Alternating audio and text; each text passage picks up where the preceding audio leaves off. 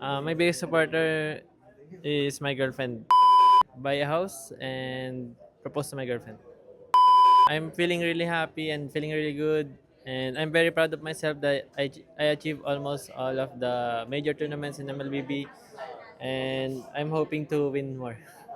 Maybe buy a house and propose to my girlfriend. For my family, I don't know yet, but we'll see.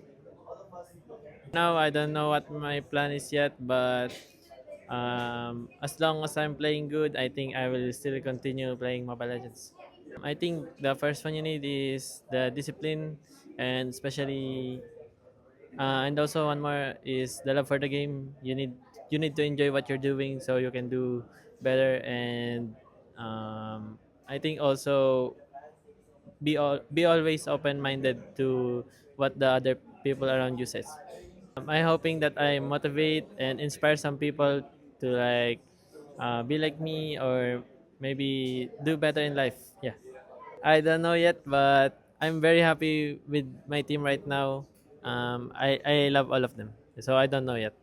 My biggest supporter is my girlfriend because he always supports me whatever I do and I really love her.